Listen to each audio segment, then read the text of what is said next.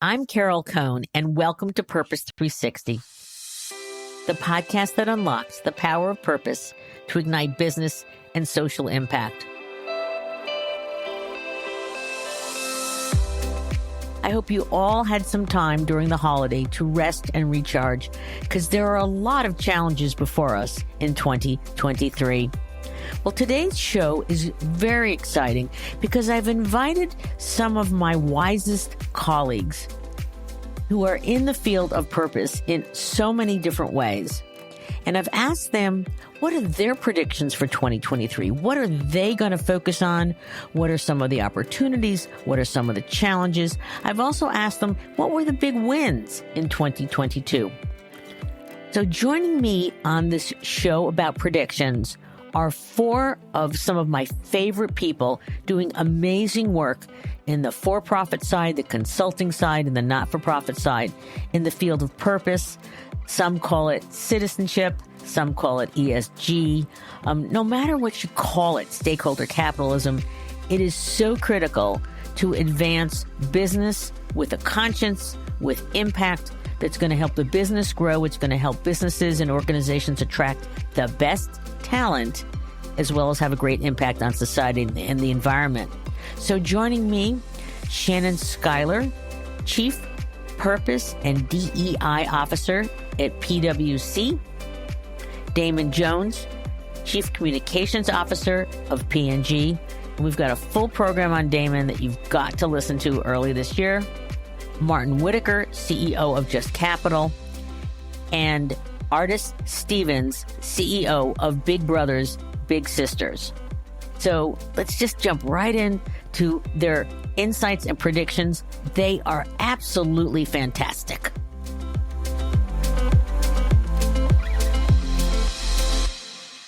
The first one, this was a no-brainer, listeners, because Shannon Schuyler has been in the field for so many years. She's always connecting all the dots and talking to incredibly amazing audiences and people. So she is going to start us off with a very simple question. And welcome back to the show, Shannon. Thank you so much. I can't imagine a better place to be as we are in the new year. There we go. And for our listeners, Shannon has the amazing title, U.S. Chief Purpose and Inclusion Officer at PwC. So Shannon, this small question, where do you see purpose evolving in the coming year? Well, Carol, I was so excited about this question because some people think of me as being a bit of a skeptic, but I actually feel as we are in 2023 now, that there's a lot of great things ahead. I think first, we collectively are going to stop, and I will challenge all of us. We are not calling this a journey anymore.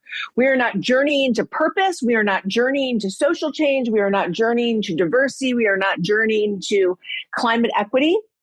We are actually going to say, we are going to get to an aspirational goal that we set. We're going to make this a true business outcome and not just something that we hope that one day we might wander upon and be able to get there at the end of our long, long journey, but we're actually going to have a place to go. And I'm really excited that organizations are starting to put some true grit into determining what's next and hold themselves accountable for that. So I'm thrilled about that. I also think, and this is fascinating for people who started with thinking that the millennial generation was one that suddenly we will go back. We will find more baby boomers and we will find more people, who are Gen X, to say that in the war for talent, talent won, and we are fundamentally going to change. This is the tipping point that no longer will we be trying to, around the edges annually, determine different ways to promote and develop. We are going to have to reimagine an entire career path from recruitment through longevity of an organization, through being an alum, through being a client or being a customer, of a personalized experience. This is no longer about the company saying this is how you will succeed. It is about the individual employee saying this is how I want to succeed. And within that, giving the freedom for people to be able to engage in purpose projects to truly connect what makes them feel that their lives and their time is meaningful with the content of their jobs. I think we're there, and could not be more excited for the generations who have pushed us there. And then, Carol, I know it's so exciting. And then the last is I think we have finally gotten to a point that whether it is purpose, whether it is social diversity, climate, et cetera, all of this can be measured. And that really goes on the same thing of it not being a journey anymore, that this will now meet truly, and we've talked about it for years, but this should be aligned with that whole notion around integrated reporting and truly adding the same value, the same business value of our core financial reporting. And I think we're there. And I'm looking at 2023 for more companies to lean in on all of these things. Well, that's very sophisticated, very exciting. And of course, you're PwC. I mean, you have amazing training in the billions of dollars for your colleagues. You have amazing programs you're leading with your CEO pledge for diversity, equity, and inclusion. I think I got their name wrong. What's the formal name of that? No, we have two. We have CEO Action for Diversity and Inclusion, and then we started CEO Action for Racial Equity. So we have both, really digging into policy work as well as the 2,300 CEOs that are a part of specifically the diversity and inclusion work. I love 2,300 CEOs. How do you get those 2,300 CEOs to go in one direction? I'm curious. Well, I think the best thing is it's about them being able to find the direction that works for them, right? It's their own story. It has to be authentic and genuine. And when we set up parameters that were wide enough to say, listen, this is about making sure that you're saying there is something that we all need to do around unconscious bias. There is what we need to do around sharing the things that work so people can get better. There is what we need to do around letting people have dialogues that are incredibly uncomfortable because they're dealing with it outside of work, so they have to deal with it in work. And then also saying to the board of directors, you need to know where we're trying to go. And you need to be an advocate for it. And I think that's incredibly exciting. And that is what has driven those CEOs together. And then the fun part is seeing the different ways that they've capitalized on it. Oh, the fun part. I love that. Interesting. How about a board? Do you have a board crystal ball recommendation? I mean, how are boards going to get smarter about this and engage further? One of the topics, Carol, and we always talk about like what's next. The board work, I think, is one of the most exciting places to be. And I do believe that the boards are digging in and understanding what ESG is, which really is so connected to corporate purpose. And what are the things that they need to do? And even more importantly, what are they responsible for doing? And what does that mean as far as the composition of a board, as well as how do they actually look at their own governance to own this and to make sure that they're looking at activists and stakeholders and shareholders and elevating their responsibility? So I think this year for the boards, especially of public companies, is going to be a challenging one, but an exciting one because they're going to be able to truly work with their management to drive unparalleled change. Excellent. I'm curious about what do you think was the most success in 2022 for the advancement of purpose? Beyond we're not going to have a journey, we're going to kind of get there and do it. You know, it's a great question. And I really think that people realized purpose a couple of years ago became something that folks thought would be in and out of vogue relatively soon. And what people started to understand is in order for people to really drive change and for leaders to change in order to truly see sustainability in their organizations, they had to have a reason why they were doing it. It was their why. It wasn't their what. And I think over the course of the last year, company realized they had to have the North Star to hang, not just their narrative towards, but their actions towards and their commitment and their authenticity. And that has really made purpose not just a word to say, but something that has become alongside your values and your culture that really will help to drive an organization, make them distinctive, but also make them sustainable. I'm glad you said that because that's exactly what we're working with. A handful of new CEOs who are saying, got to pause. We really need to have our purpose. Our purpose is going to help drive our strategy and our culture. So I'm really glad to hear you say that. So I know that you meet with lots of varying stages, purpose, ESG, sustainability professionals, some that are at PwC, some that you meet at conferences, et cetera, et cetera. What kind of guidance do you want to give those individuals for 2023 going forward? I think, Carol, one of the things that people are starting to understand is there are no more sidelines. Like, you're going to be in the game, and you're going to be on the game every day. And you're going to be in the game on topics every day that you're incredibly uncomfortable with. And your role is to make people talk about them until they become comfortable with being uncomfortable and they create a trusted environment. I think it's going to be incredibly exciting to see individuals have to hunker down and say, if you don't say something, someone will say it for you. And that's going to be ugly. And you don't want someone else to tell your story or tell your narrative. You want to be able to say something. You don't have to lean into everything, but you have to say why you are or why you are not. And I think that that's going to take incredible resiliency, because what we certainly have seen over the course of the last couple of years and even over the last couple of months, that's going to happen every week.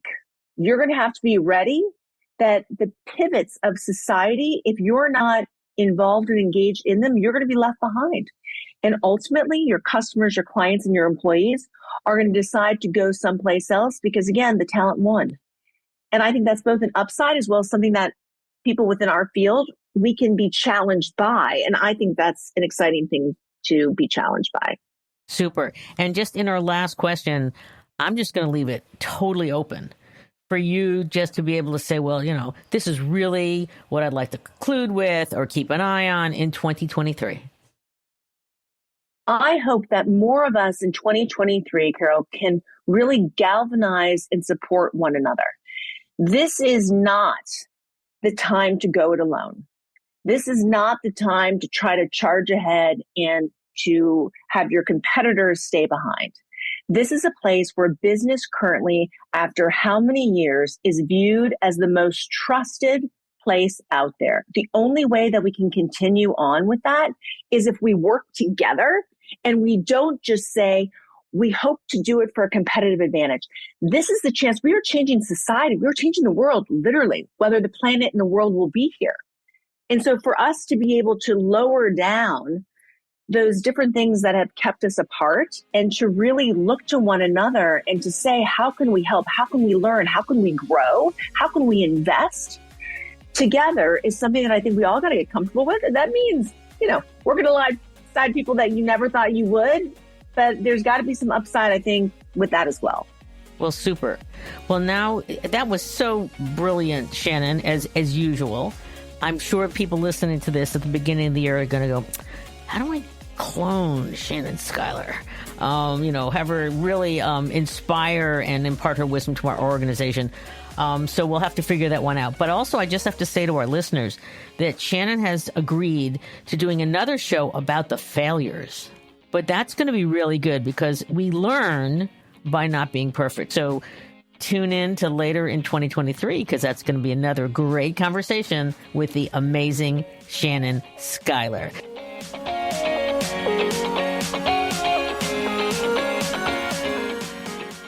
Today, I just have the delight to introduce a friend and someone that I revere so much as an amazing communicator, but someone who truly understands the power of purpose that must support business as well as society. So welcome to the show, Damon Jones. He's the Chief Communications Officer of Procter & Gamble. Carol, it's great to be with you again. So, Damon, where do you see purpose evolving in the coming year? I think purpose has to be much more deeply integrated into business strategy fundamentally. One of the things that I worry about for 2023 is a lot of the anti-ESG movement that we see growing. And I think a lot of that is made easier when initiatives that brands and companies do aren't grounded in a fundamental business purpose. They are not clearly targeted and they're not clearly articulated. So the challenge for us as communicators, not to get caught up into that fray, but to be specific, to be grounded in actions. And at the end of the day, to be specific in the outcomes that we want to create, because those outcomes more people agree on than disagree. But we can't be deterred by it, but we've got to raise our game to make sure that we're having the strongest programs and that we're communicating about them in the best ways. What about your board? Do you see your board having greater involvement in your ESG direction and strategy? Our board is deeply engaged in how we define ESG or citizenship. There's the appropriate oversight, but they're also helping us see around corners. And to make sure that, again, the efforts that we're doing are strongly linked to the business, that we're measuring the right things in the right ways. We don't want to get caught up in activity. We want to be focused on outcomes. And again, outcomes that are related to the purpose of our company and the purpose that our brands have in serving consumers. I think when we get those things right, we'll be in a really good space. And I saw in your new citizenship report, which just came out, that you are now tying ESG factors to the compensation for senior executives. And is this the first time that you're doing that?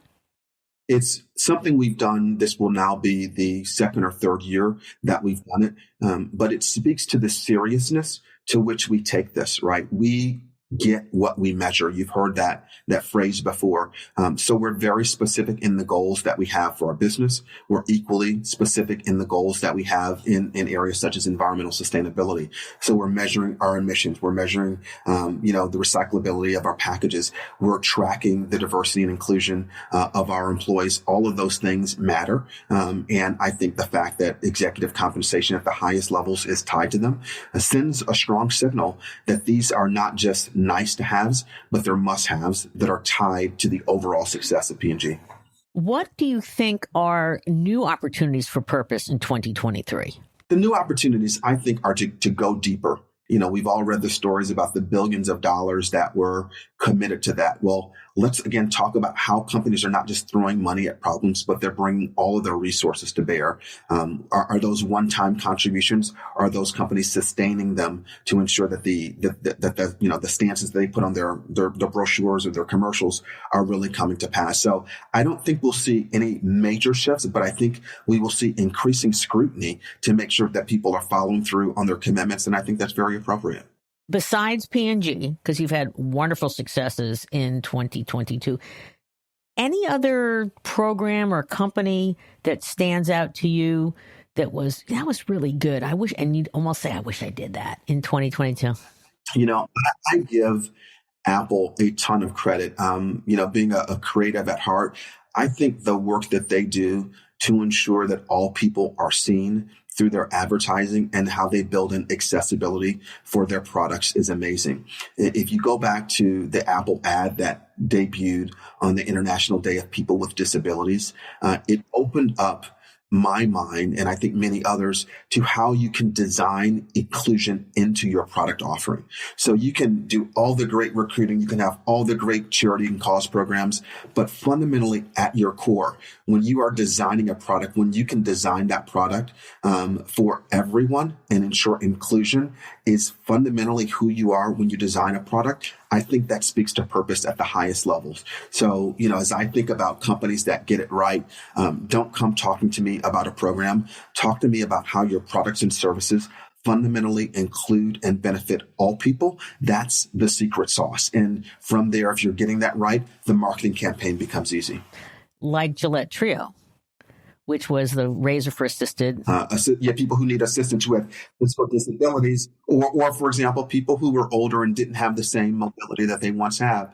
But simply designing a razor to be used at the angle that's not necessarily for a self-shave and including the cream in it. When you see the stories, and we get over 1.5 billion consumer comments every year.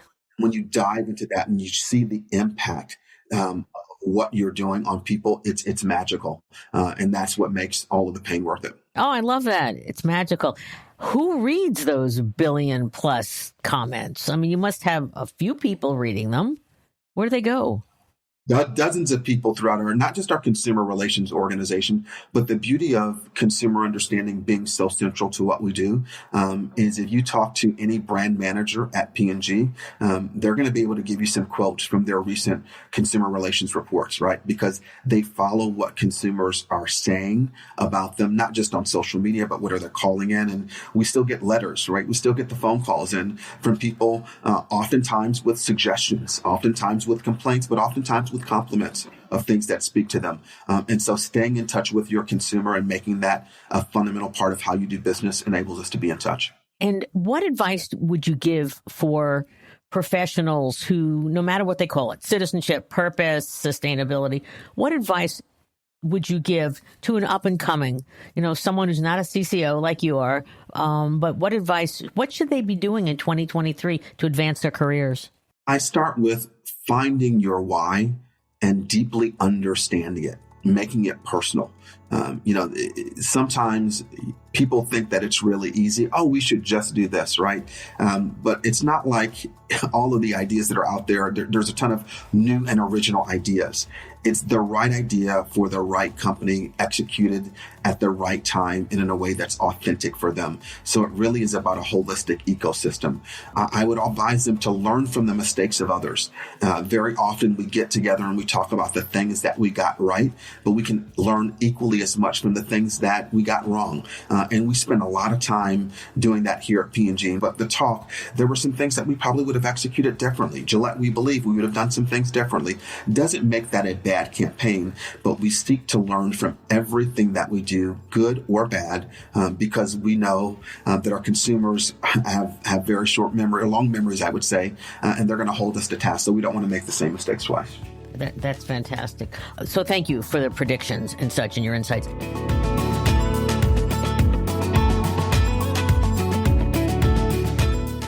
So our third incredibly wise person that we've asked to provide predictions for purpose in 2023 is Martin Whittaker, and he is CEO of Just Capital, and he has been on the show many times because he and his organization have had such an amazing impact in terms of really providing insights from the American public about what comprises a just company. And a lot of it's still about employees, but there's also many other indicators. And so congratulations first on continuing to have incredible impact on advancing stakeholder capitalism. I just adore learning about what you're doing, and you're so committed. So congratulations. Thanks, Carol. Really, it's been a great year. It's been a really kind of topsy-turvy year as well for the space, and I'm glad to be back on the show talking to you. So how about just a little bit about what were the successes for purpose in 2022 from your leadership of Just Capital? Well, I think the biggest success is it became just so mainstream, so prominent, and such a critical element of how businesses think about their role in society. So much so that it prompted this major backlash, which I'm sure we'll talk about. But I see that really as in a twisted kind of way, as a positive thing, because it's time we talk about purpose in a really important way, in a disciplined way, that we think about this as a genuine shift in how business is done and how we define success. And that requires real debate, real discussion, including with those people who don't see that point of view. And I welcome that. So to me, that's the biggest achievement. I see it as a year where it became so important that we had to have a national conversation about it. And I would be remiss if I didn't ask you about definitions, because we have ESG, we have purpose, we have stakeholder capitalism and such. So how do you like to refer the strategy and the impact of businesses engaging with society and the environment for both business growth as well as societal and environmental impact? To me, it comes down to business performance, how you define success, what drives success. I think businesses today operate in an environment where there are many different social and environmental factors that affect corporate performance, financial return, and long-term success. I think those things have always changed in capitalism. And I think today, they're just as relevant. And so to me, I look at it all through the lens of what are the things that as a CEO of a corporation, you need to be aware of, you need to understand, you need to factor into how you allocate capital, how you define success, and be much more aware of that. And that's the stakeholder model to me. Okay, so you want to call it stakeholder capitalism? I call it the stakeholder. Well, I do use that term a lot. And I think, unfortunately, terms become weaponized, and also they sort of invoke meaning and understanding, which you may not necessarily want to imply. So when I say stakeholder capitalism, to some people, they'll jump to a bunch of conclusions and assumptions about what I really mean by that. Somehow, we're trying to, share the pie. We're trying to take our eye off the ball in terms of investment return, show all of that stuff. I don't mean any of that. What I'm talking about is how do you invest in stakeholders in order to create long-term value for the business. Over the past year, as it's becoming standard and desired and accepted, there has been a backlash. And we can call it the woke capitalism backlash. We can call it the ESG backlash. What's your point of view on all of that? ESG sort of had it easy for a while, for a long time. I remember back in the late 90s when I first got involved in this space. And, it was really almost then it was really about performance. It was about business performance and business risk. And now it's become politicized and become about, a lot more things. And I think the pushback is, to me, it's welcome because it forces debate. And as long as that debate is centered on, facts and truth and a genuine desire to try and unpack, how to be successful in business, then I'm good with it. I'm not good with it if it's meant for self-serving political gain. But I think it's really important to understand, what should businesses be doing now on climate? What should they be doing on racial equity? What should they be doing on lifting up and supporting communities around America?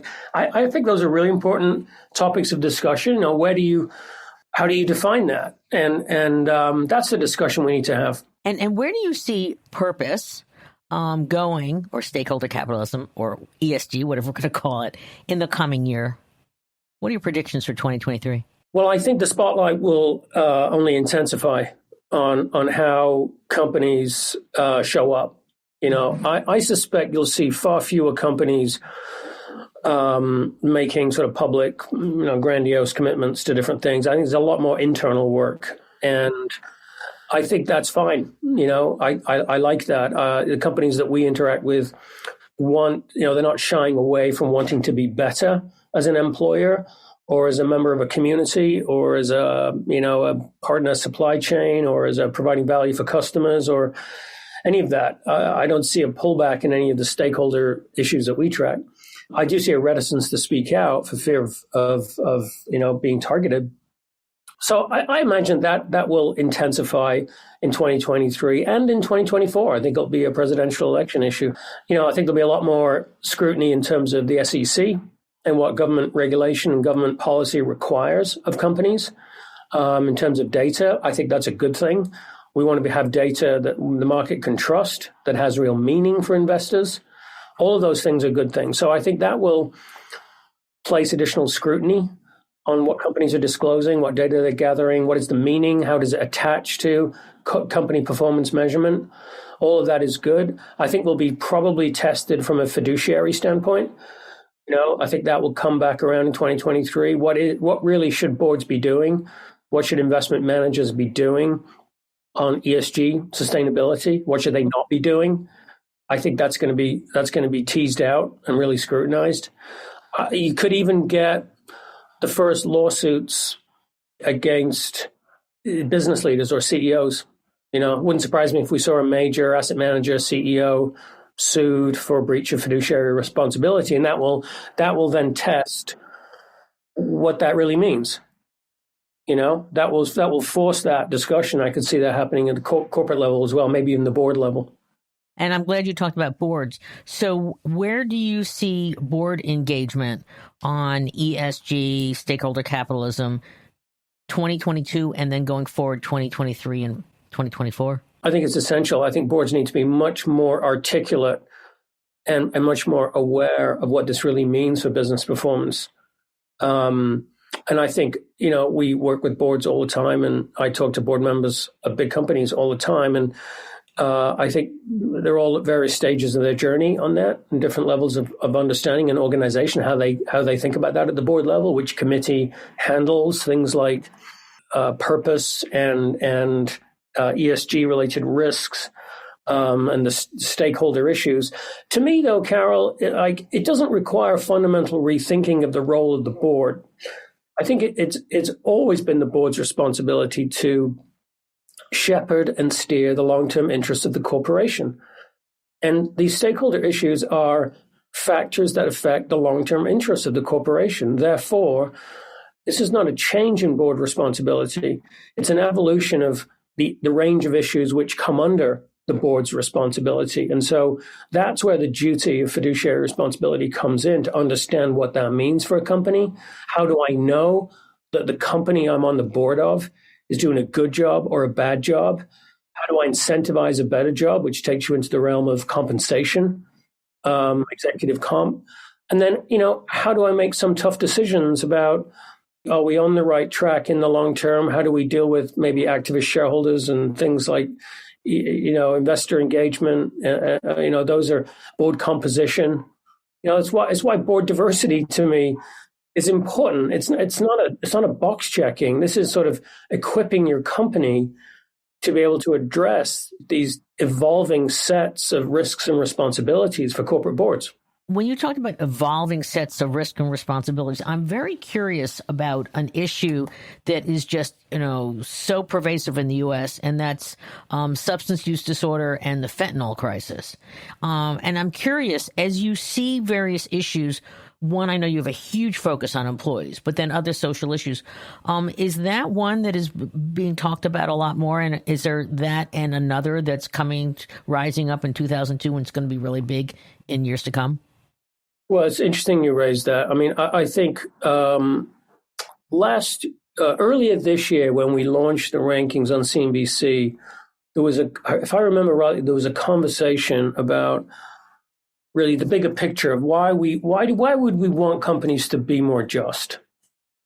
And we used the opioid crisis as an example, which everybody just understood. That you just want companies to try and do the right thing by their stakeholders, whether it's products, whether it's pricing around, EpiPens, if you remember that, whether it's their responsibility. Companies made a lot of money selling and distributing opioids for shareholders. Certain investors did, I'm sure, extraordinarily well. But is that really what, good citizenship means for companies? Is that what we want? I don't think so. So I think when you raise the issue of fentanyl, I think there are other sort of the roles of corporations in really trying to address maybe the education in America, access to basic healthcare, access to basic financial services. I mean, these are in many ways human rights. So I see companies I hope we have a higher order conversation about how companies can really, improve society by thinking about along those lines. That to me would be a great example of corporate justness. And what advice would you have for purpose and even sustainability professionals in 2023? Where do they have to up their game? Be open-minded, not ideological. Really trying to understand how, where criticism or where skepticism or outright opposition is coming from. Why is that? What are the assumptions baked into that? And perhaps what are my own assumptions about all this that might need me to revisit them? I think that is crucial to try to build bridges. And we've got to build more bridges in society today. And I think you referred to our polling earlier, at the beginning. when we talk to people around the country, whether it's, regardless of political ideology, age, race, gender, we ask them about companies and what does a just company do? You get a lot of agreement. So we can build a bridge. We can use that to build a bridge. People just want the best, from their life. They want to be able to build prosperity. They want to be able to look after their family, put a roof over their head, all those basic things. That's a unifying force, and we need more of that. And have you, since you started polling the U.S. citizenry about what makes a just company, has there been any dramatic shifts, or is it still 50% is employee treatment, engagement, evolution, and such? There has been a shift. Over the years, it shifted much more in favor, in terms of priority, if you will, weight, towards workers and jobs. Especially in the last few years, COVID had a lot to do with that. It forced a complete rethink about the relationship between employer and employee. And so I think that we've seen that rise up a lot. And I would say the other issues have always sort of vied for second and third place, if you will. It's not to say they're not important. People shouldn't misunderstand that we're saying climate change is not an important issue. But when you survey the way we do and you require people to prioritize, it's lower down because most people, understandably, are most focused on being paid well, trying to, get a good job, trying to, get by. And those are the things we tend to see rise to the top. But that was even more so this year. And just in closing, because I want to give the last words to you, any requests as CEO of Just Capital? I always want to send you some money because the work that they're not-for-profit folks, so they do need to be funded. So any requests for that, or any just last requests regarding requests or predictions for 2023? Well, certainly on requests, yes, we are a 501c3 nonprofit. I think we've become one of the major forces for really getting companies to do the right thing with all the work that we do. So any contributions are incredibly important and gratefully received. My request overall is really, in this space to try and understand those who disagree with you. We're just going to go down, this incredibly divisive road even further if we don't really try and build bridges. So that's what I'm going to try and do in 2023. That's my New Year's resolution. Super. Okay. Well, it's always wonderful to have you on the show. You are so wise, and I hope you get a modicum of time off to recharge and refresh, because there's so much more for all of us to do. So thank you, Martin. Thank you, Carol. Best wishes for the holidays and a Happy New Year.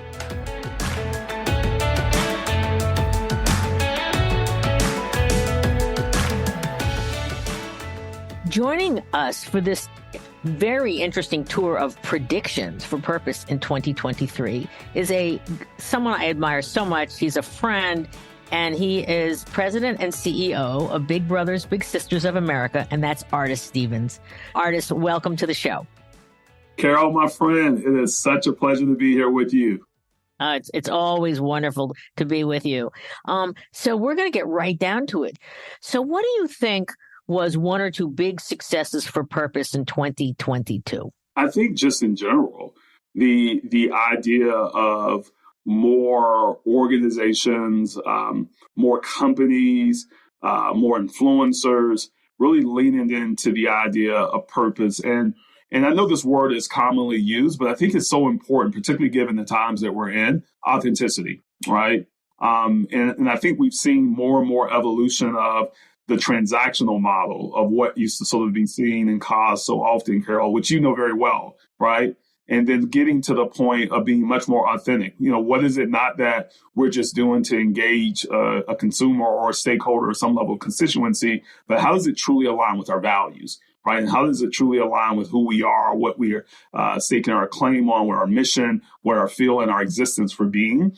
And how do we find value-driven partners and purpose-driven partners that truly align with us? I think we saw more and more of that this year. And I would even go out to say that I think a lot of it was built on the context of the environment that we live in, right? What's been happening with social justice? What's been happening with the pandemic? What's been happening with violence in our communities, social isolation, that's caused us to be even much more resilient and probably much more laser focused on how we come across as companies, how we come across as others in the social impact and social change space, and how do we make sure that we are resonating and communicating in a very authentic and value-driven way. And I will say that your other colleagues on this special podcast, authenticity comes up a lot. So you're absolutely spot on. So I'm going to embarrass you a little bit, but it's a good way, that you have a brand new, very authentic partnership that just is happening, just happened last year. And it's going to be, hopefully really long term. And would you just talk a little bit about it? Because I think your partner is totally about authenticity, and I think it's a great relationship. It is a wonderful relationship. So the partnership you're referring to is with Macy's. And just this year, we became a national partner of Macy's and the official holiday cause partner with Macy's. So yeah, when folks go into the holiday season in store, they'll have an opportunity, of course, to support big brothers, big sisters, and then just give back to their community. So every year, annually, folks who go in store will have the opportunity to that. But it's more than that. And this is what the beauty of this partnership and why I'm so excited about it. And I will tell you, for me, it's about what I just said, value-driven partnerships, authenticity.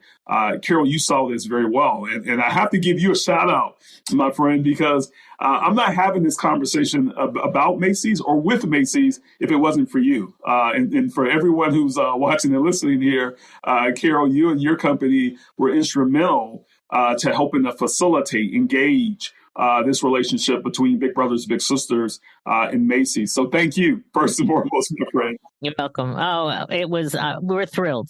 We were thrilled that, we didn't look at that many who could really rise to the needs of Macy's, since they're all across the country, and they really wanted a long-term partner that's helping them with their new social purpose, mission everyone. And it's about representation and opportunity. And, in my heart of hearts, I went, I want big brothers, big sisters. I love the other guys, but and also I have to say to our listeners, and I'm a fangirl of Artis. I've known him for a long, long time, and this role for him is extraordinary, and it's the right role, the right time, the right man. So congratulations. But now let's get back to purpose next year. Okay. Yeah. So where do you see purpose going in the coming year? What are your predictions? Yeah. So some big predictions here. I think we're going to see even more increased effort and incorporation into justice, equity, diversity, and inclusion work with purpose. And I think you saw some of it over the last couple of years, of course, but I think we're going to see even more of it.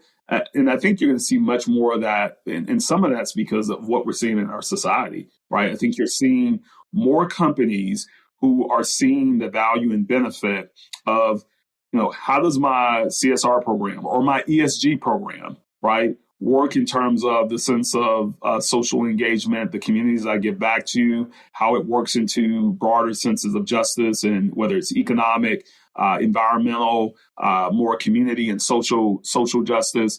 We're going to see much more of that. And I think the incorporation of the power of the work that causes can do in terms of being great partners to help companies deliver in that. And I think a lot of it is also what you're seeing just in terms of generally in society. I think it's much more around employees and the transparency of employees and employees being much more engaged. The growth of ERGs, employee resource groups, are something that the more that employees have power, empowerment and investment in where companies go, how they invest their money and their dollars, is something that you're going to continue to see. I believe that we're going to continue to see growth that connects right back into this idea of the DEI space and what's happening to the broader social justice lens. I think the continued growth of a younger generation of donors, right, and how they give, how they live, whether that's through engagement with brands, with missions, the way that they shop, the transparency that they want, right? The significant attention that we see in this space is going to be, I think, continue to grow and continue to scale in what we're doing. And I think the growth of technology is another key aspect in what we're seeing, particularly in our space. So it's not just simply the idea of how you deliver your programs, but for us, a lot of it is how do we connect even much more simply and being able to geographically target where our donors are, where our partners are, how do we create smart programs and partnerships that allow volunteers, partners, constituencies to activate much more successfully, right? Those types of partnerships and those types of programs and using data, using insights, using technology to not only move your programs if you're a cause or a charity, but to use partnerships and to activate your partnerships much more effectively, I think are some of the big trends that we're going to continue to see grow here in 2023 and beyond. That's a great list. So I'd love you to talk a little bit more about partnerships. So what do you see as the opportunities to really deepen those partnerships in the coming year? Yeah. Well, I will say I feel really proud about our partners. I feel really proud what we've been able to do, particularly in my 2 years here leading this organization, as well as, and Carol, I don't know if you had heard recently, we were just selected to be the Golden Halo Award winner. Oh, congratulations. Yeah. Oh, that's great. Oh, I love David and his group. So Golden Halo. All right. Yeah. So it's us on the nonprofit side and ESPN on the corporate side. That's great. And we have of course, we have great partners that are threads, right? And it sort of goes to your question, where do I see this going? And particularly as we think about the growth of some of the work that we're doing, I think one is we're seeing a thread through all of our partners, right? So whether it's Comcast, Express, Pepsi, the NFL, Starbucks Foundation, and it's this sink and this lift to say, how do we ensure that we're elevating in real and substantial ways to make transformational change, right? Great. It's this idea of being able to say, we want to move and shift big outcomes. So for us, big outcomes comes in the thread of mentorship. And this is something that I think is really important for our work, is that we think that mentorship, and is done at its best, is reciprocal. So what we're trying to do is to say, yes, it's the impact that we make in young people's lives, but when you get involved in mentorship, it affects and impacts your lives. So we're seeing employee engagement at our highest level, right? Since I've been in this organization, or since this organization has been doing this work with the corporate and companies, because companies are seeing the idea of how do you build stronger employee engagement? How do you build stronger pipelines and corporate pipelines for diversifying your industry? And they're seeing us as a solution to that work. So we're coming to the table not to simply say, hey, here's how you can help us, but here's how we can be a solution to societal problems, whether that has to do with career and college development, whether it has to do with mental health challenges and what we're seeing in the mental health epidemic, and now doing mental health first aid trainings for our entire network and how we train, but also working with corporate partners like Harry's to help us support that and to implement that. And then, of course, in the space of technology and work like our JEDI strategy, where we're doing things that allow us to go into communities that have been hard hit or stressed with disaster. And some of those disasters are social disasters, where we're implementing programs like relationship responders, where we're working with Starbucks, where we're going in actual communities that have been hard hit by social injustices. So what happens to the kids when those types of things happen? What happens to families in terms of their state and their emotional well-being? So we're bringing in community responders to say, how do we help to fix issues and support issues and bring communities together? And it takes partnership to do that. And that's the last thing I'll say, that the model that I would say for us, but I also think is for the broader industry. If we're going to continue to succeed, to thrive, and one of the biggest trends that need to continue to happen is the different ways that we figure out how we work together. All the lines that I think were traditional lines for even causes has to be lines that we break off. So when we launched a relationship with Girl Scouts last year, it was based upon the idea that this wasn't about being competitive or competing against the Girl Scouts. This was about kids, and how do we think about creative and innovative ways of what each partner can bring value to the table.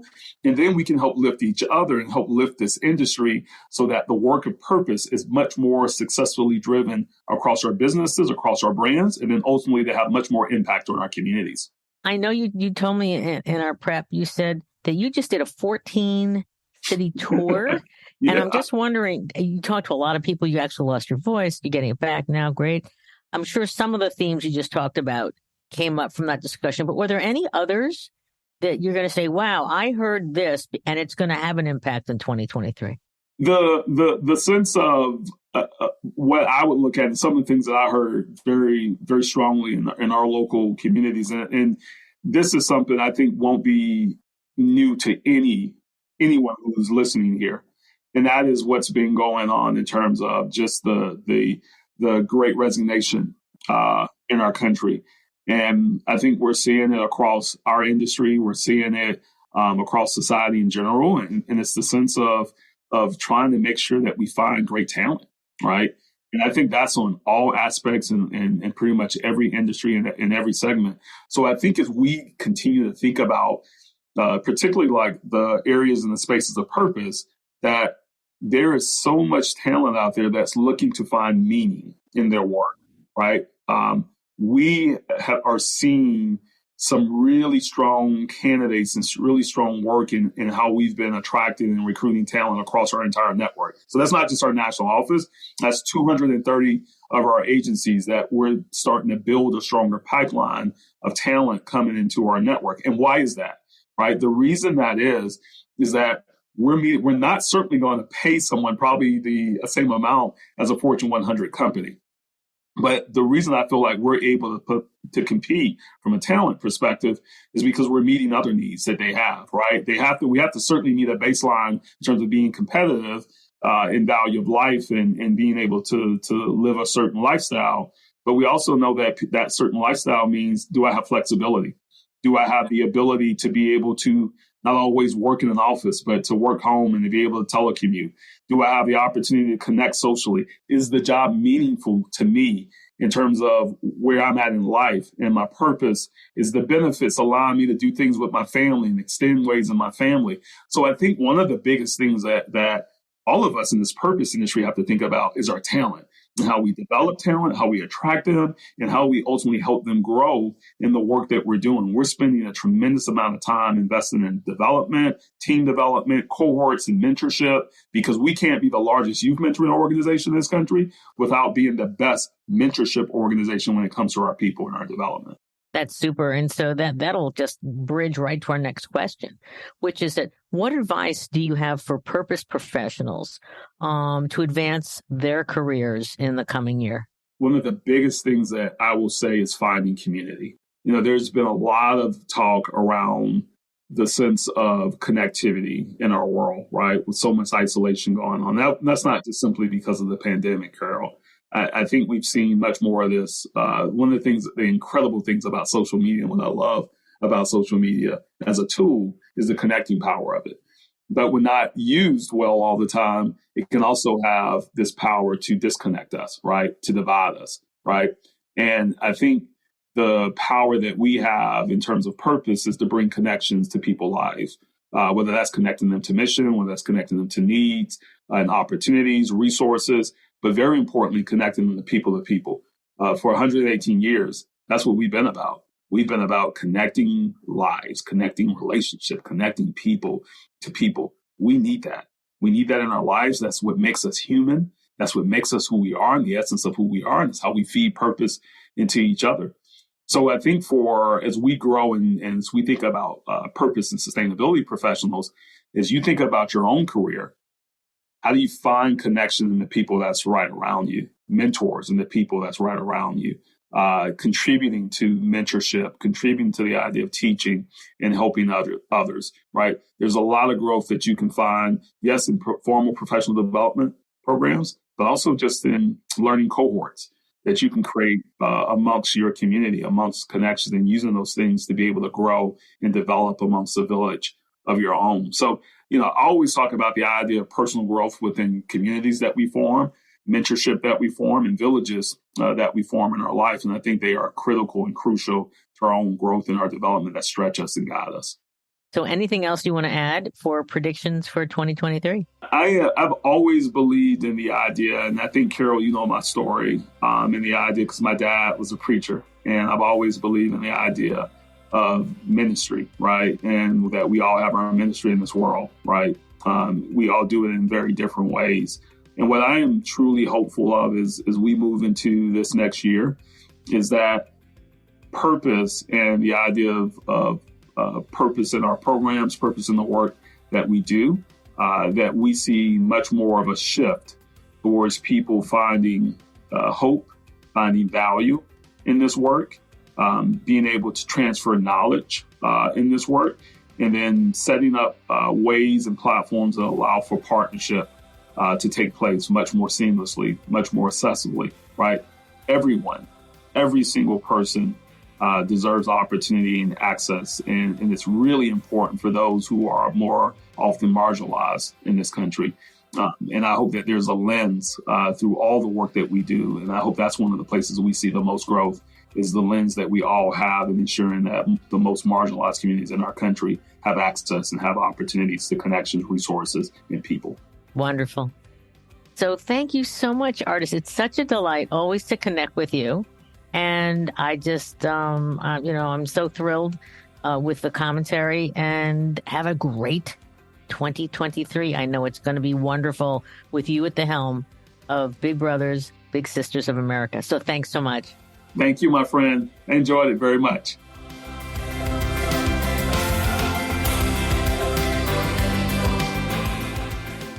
Weren't these amazing conversations? I really have to thank Shannon, Damon, Martin, and Artis for their incredible wisdom to share with all of our listeners for Purpose 360 about where purpose is going in 2023, some of the opportunities and the challenges.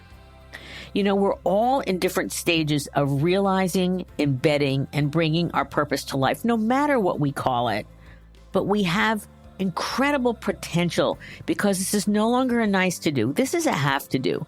But you can do it in terms of having a great impact on culture and operations, business success, innovation. We've got a lot of clients now that are bringing purpose to helping their products evolve, as well as deepen relationships with all of their core stakeholders. And of course, having an authentic impact on society and the environment. So I wish you all an amazing new year. Take that opportunity that you had to rest and recharge to truly apply it against all of your great work. Please listen to our show. We have a great lineup already for the first quarter of 2023. And if you have a chance to go to wherever you listen to your shows and give us a rating, we want to be 5 stars across the board. We're almost there, because we want to be one of the most important business podcasts that can truly evolve the role of business and brands and not-for-profits in society. So thank you so much for being an avid listener. Share this with your friends, and have a wonderful and purposeful 2023.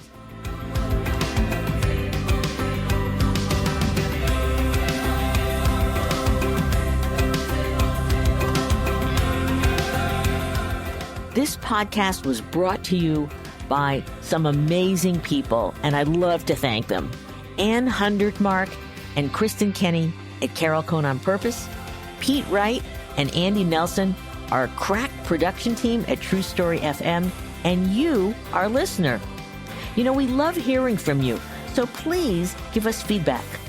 Let us know names of people you'd like to hear on a future episode. How about some new questions to ask? And also, please rate and rank us, because we really want to be as high as possible as one of the top business podcasts available, so that we can continue exploring together the importance and the activation of authentic purpose.